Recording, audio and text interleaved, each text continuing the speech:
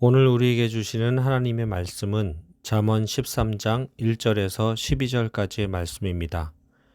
지혜로운 선택이라는 제목으로 말씀을 전하겠습니다. 먼저 1절에서 6절. 지혜로운 아들은 아비의 훈계를 들으나 거만한 자는 꾸지람을 즐겨 듣지 아니하느니라. 사람의 입의 열매로 인하여 복록을 누리거니와 마음이 괴사한 자는 강포를 당하느니라. 입을 지키는 자는 자기의 생명을 보전하나 입술을 크게 벌리는 자에게는 멸망이 오느니라. 게으른 자는 마음으로 원하여도 얻지 못하나 부지런한 자의 마음은 풍족함을 얻느니라. 의인은 거짓말을 미워하나 악인은 행위가 흉악하여 부끄러운 데에 이르느니라. 공의는 행실이 정직한 자를 보호하고 악은 죄인을 패망하게 하느니라. 아멘. 본문의 1절은 큰 주제를 말합니다. 아비의 훈계에 대해서 지혜로운 자와 꾸지람을 듣는 자를 구분합니다. 아비의 훈계에 대해서 어떻게 받아들이냐에 따라서 그 사람의 모든 말과 행동은 결정되기 때문입니다. 그러므로 2절부터 6절까지의 모습은 훈계를 받아들인 자와 그렇지 않은 자의 모습으로 극명하게 나뉘어집니다. 열매를 맺음으로 풍요롭게 되거나 그렇지 않아서 강포를 당하거나 말을 절제하여 생명을 보존하거나 입을 함부로 열어서 파멸을 가져오거나 바라는 것을 충분히 얻거나 바라는 것이 있어도 결코 아무것도 얻지 못하거나 거짓 자체를 싫어하거나 거짓이 행함으로까지 드러나거나. 그래서 생명과 사망은 쉽지 않지만 하나의 간단한 선택과 같다고 할 수 있습니다. 누가복음 22장 59절에서 62절에는 이렇게 기록합니다. 한 시간쯤 있다가 또 한 사람이 장담하여 이르되 이는 갈릴리 사람이니 참으로 그와 함께 있었느니라. 베드로가 이르되 이 사람아 나는 네가 하는 말을 알지 못하노라고 아직 말하고 있을 때에 닭이 곧 울더라. 주께서 돌이켜 베드로를 보시니 베드로가 주의 말씀 곧 오늘 닭 울기 전에 네가 3번 나를 부인하리라 하심이 생각나서 밖에 나가서 심히 통곡하니라. 아멘. 바로 아비의 훈계를 받아들인 것과 그렇지 않음의 차이입니다. 예수님이 잡히시고 난 뒤 예수님을 모르는 척했던 제자들을 기억합니다. 그 중에 베드로는 수제자 중 수제자였지만 그도 역시 배신의 아이콘으로 등극합니다. 그러나 마지막 그에게 예비하신 닭의 울음소리, 아비의 훈계의 그 메아리는 그를 180도 변하게 합니다. 그 울음소리를 받아들인 베드로의 마지막 지혜로움으로 기독교는 큰 획을 긋습니다. 혹시라도 그렇지 않았을 것을 예상하면 결과는 천지차이였을 것입니다. 우리 삶에도 마찬가지입니다.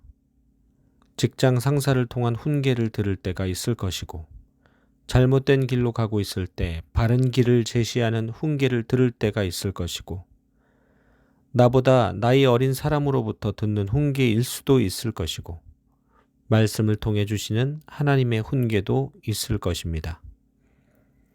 결론은 이런 훈계에 대처하는 우리의 자세입니다. 훈계라고 여겨질 때 내 자존심을 내려놓아야 합니다. 결코 잘하고 있는 상태에서 훈계가 들려지지는 않습니다. 혹 잘하고 있더라도 나를 돌아볼 수 있게 하는 훈계일 수도 있습니다. 결국 대상과 관계없이 훈계를 들을 때에 수용할 수 있는 믿음 자체가 지혜롭습니다. 지혜로운 선택의 믿음으로 사망이 아닌 생명의 복을 누려야 합니다. 7절에서 12절. 스스로 부한 채 하여도 아무것도 없는 자가 있고 스스로 가난한 채 하여도 재물이 많은 자가 있느니라. 사람의 재물이 자기 생명의 속전일 수 있으나 가난한 자는 협박을 받을 일이 없느니라. 의인의 빛은 환하게 빛나고 악인의 등불은 꺼지느니라. 교만에서는 다툼만 일어날 뿐이라 권면을 듣는 자는 지혜가 있느니라. 망령되이 얻는 재물은 줄어가고 손으로 모은 것은 늘어가느니라. 소망이 더디 이루어지면 그것이 마음을 상하게 하거니와 소원이 이루어지는 것은 곧 생명나무니라. 아멘. 지혜로운 자의 재물에 대한 이야기입니다. 지혜롭기 때문에 재물이 먼저가 아니라 하나님을 경외하는 마음으로 의로워지는 것을 선택하는 사람입니다. 그래서 부는 지혜로운 자에게 큰 관심사가 아닙니다. 그래서 허세를 부리지 않습니다. 가난할지라도 근심이 없습니다. 재물이 늘어도 재물로 다툴 일이 없습니다. 재산을 형성해도 정당한 절차를 밟습니다. 이 말씀을 통해 현 시대를 살아가는 우리의 모습을 돌아볼 수 있습니다.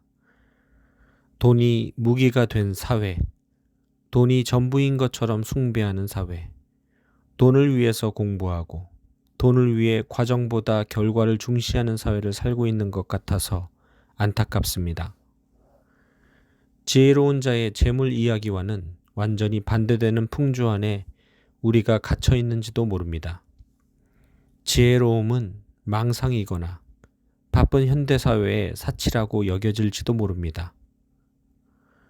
그럼에도 불구하고 저와 우리 모두는 12절의 말씀을 다시 한번 기억해야 합니다.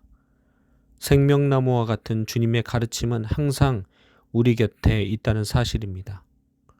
생명나무는 그냥 만들어지지 않습니다. 주님의 가르침을 선택하는 믿음으로 얻을 수 있는 은혜입니다. 그러면 생명나무에서 얻어지는 기쁨은 재물과 비교할 수 없음을 깨닫게 됩니다. 그러면 돈으로 허세를 부리지 않게 됩니다. 가난할지라도 근심이 없게 됩니다. 재물이 늘어도 다툼이 없게 됩니다. 재산을 형성해도 정당한 절차를 밟게 됩니다. 예수님께 영생을 물었던 부자 청년이 기억납니다. 영생은 어떻게 얻을 수 있냐는 질문입니다. 바로 재물에 대해 경종을 울리는 오늘 본문이 필요해 보입니다. 진정 재물보다 하나님을 경외하는 것이 먼저라면 돈을 통해 영생까지 얻으려 했던 청년의 질문은 없었을 것입니다.